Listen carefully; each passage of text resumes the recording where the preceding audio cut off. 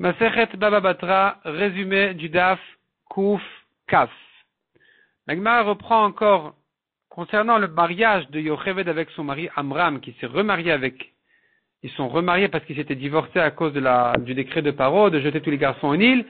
Et après ils sont remariés.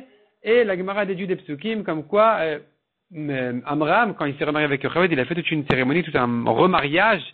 Et même son fils Aaron et sa fille Myriam dansaient devant eux. Et même les anges, les malachim, disaient sur elle, la maman des Emabanim Smecha, la maman des fils, est joyeuse. Revenons aux filles de Tzlofrad. La Gemara dit à propos des filles de Tzlofrad, nous avons deux psukim dans lesquels on cite les noms des 5 filles de Tzlofrad, mais elles ne sont pas citées dans le même ordre. Pourquoi? La Gemara donne deux réponses. Première réponse, pour te dire oui, effectivement, il faut distinguer entre quand j'honore, je cite, donc, en fait, concernant un jugement ou une yeshiva de Torah, là-bas, il faut donner plus d'importance à celui qui est plus grand en Chokhmah. Donc, quand elles sont venues chez Moshe, là-bas, on donne plus d'importance à celle qui est plus grande en Chokhmah. Mais quand elles sont mariées, dans les repas, dans les mariages, on donne plus d'importance à celui qui est plus âgé. C'est une règle générale que quand il s'agit d'une réunion de Torah, on donnera plus d'importance au plus racham, même s'il est jeune, même s'il est bien plus jeune. S'il est bien plus racham, il sera mis en avant même avant les vieux. Et concernant les repas, s'il est bien plus âgé, il sera mis en avant même à côté des rachamim, de ceux qui sont plus rachamim que lui, s'il est vraiment bien plus âgé qu'eux. La Gemara dit encore une autre explication sur la différence donc de l'ordre des noms des filles de Tzlofrad. La Gemara dit en fait, ça ne vient que d'apprendre qu'elles étaient équivalentes. Elles avaient toutes le même niveau spirituel. La Gemara ramène encore une racha qui dit une halakha exceptionnelle a été donnée aux filles de Tzlofrad par rapport au reste de leur génération. Alors que toutes les filles de la première génération, si elles héritaient un héritage de leur père, elles n'avaient pas le droit de se marier avec un homme d'une autre tribu, afin de ne pas faire traverser l'héritage d'une tribu à l'autre. Elles, par contre, ces filles de Tzlofrad avaient le droit de se marier avec qui elles voulaient. La Torah leur conseille de se marier avec quelqu'un de leur tribu, mais elles avaient le droit, exceptionnellement, de se marier avec quelqu'un même d'une autre tribu. De là, la Gemara en arrive aux différences entre la première génération et les générations à venir. Nous voyons qu'il y a des mitzvot qui ne concernent que la première génération, comme celle-là justement. D'autres qui ne concernent que les générations à venir, comme toutes les mitzvot par exemple qui concernent la récolte d'Israël, qui ne concernait pas la génération du désert.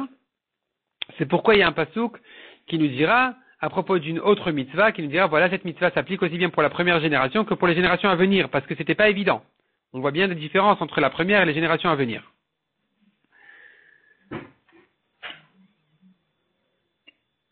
Donc maintenant la Gemara dit, mais d'où on sait que cette mitzvah-là ne concerne que la première génération, de dire que les filles qui héritent ne peuvent pas se marier avec quelqu'un d'une autre tribu. D'où je sais que pour les générations à venir, il n'y a pas cette interdiction.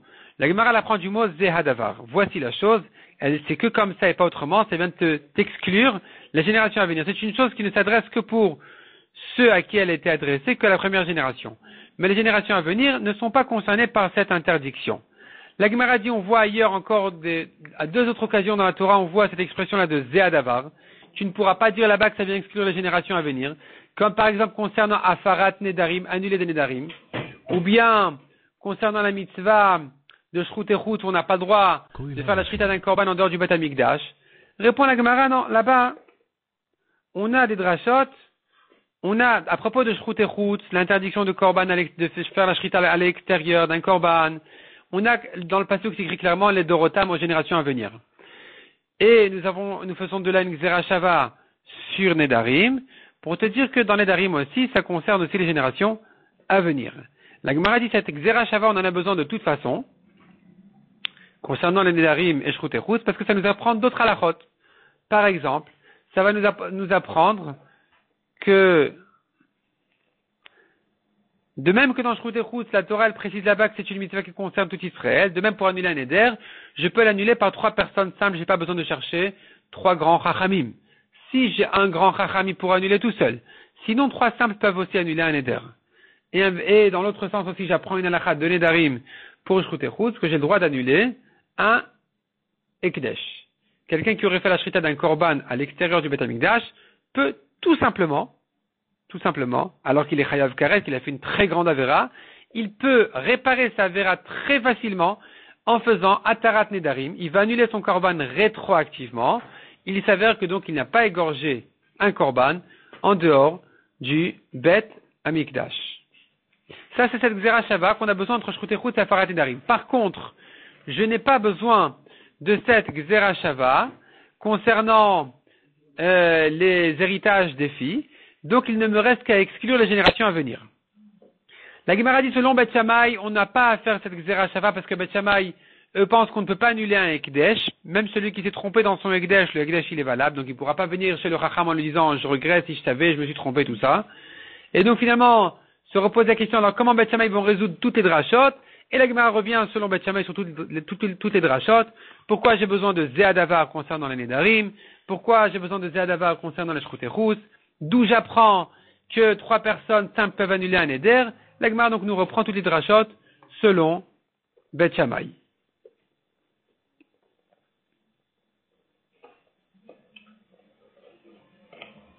La Gemara termine en disant qu'il y a une différence entre les jours de fête et Shabbat.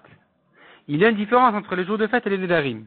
Entre les jours de fête et Shabbat, la différence elle est, en fait on le déduit un peu du Passouk, et la différence elle est que malgré que les jours de fête sont fixés par le Beddin, parce que c'est eux qui décident quand c'est Rosh Chodesh selon les témoignages de la nouvelle lune, et en fonction de ça sera fixé les jours de fête.